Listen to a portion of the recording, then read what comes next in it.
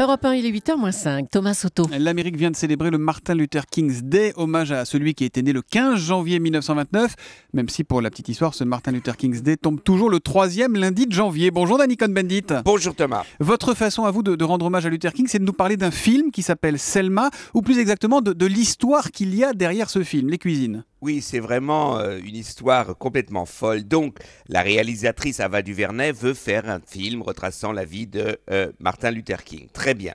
Seulement, voilà, il y a un petit problème. Les enfants de Martin Luther King, 2 fils et une fille, aiment l'argent. Bon, ça, c'est normal. Et donc, ils ont vendu tous les droits des discours, tous les droits à l'image, si on veut, de leur père à Spielberg. Donc, c'est pas qu'elle n'avait pas assez d'argent.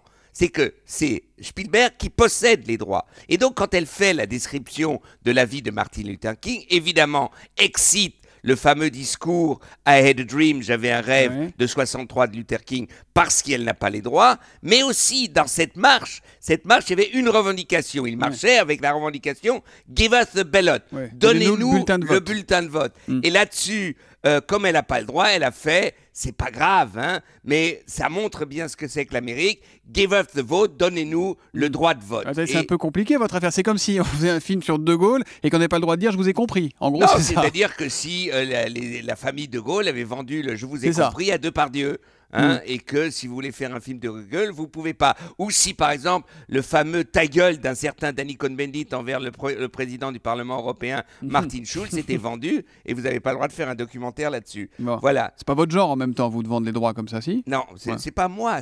Moi je suis mort dans cette c'est mes enfants. Non, mais je vous dire, c'est un truc complètement abracadabresque comme dirait l'autre. Dites-moi Danny, si demain le traité de libre-échange était signé entre l'Europe et les États-Unis, on sait que ça discute, on en sera là nous aussi? Ça sera les mêmes règles qui s'appliqueront chez nous? Eh bien, heureusement qu'on a sorti la culture de ce traité, mais c'est exactement ça, c'est la marchandisation de tout ce qui existe dans la vie, et c'est pour cela qu'il faut vraiment faire très attention avec ce traité de libre-échange, parce qu'il y a une culture de la marchandisation aux États-Unis qui nous imposerait, par exemple, ce genre de folie. Le film s'appelle Selma, il est en course pour l'Oscar du meilleur film, il sortira le 11 mars en France. Il y a même une petite polémique aussi autour de ce film. Oui, il y a une grande polémique dans la polémique. Oui, la polémique dans la polémique, c'est vrai que ce film est nominé pour le meilleur film, mais la réalisatrice qui est black n'a pas été nominée comme meilleure, dans une chance d'avoir une meilleure réalisatrice, et surtout David Oyelowo, qui est l'acteur qui joue, il paraît d'une manière formidable,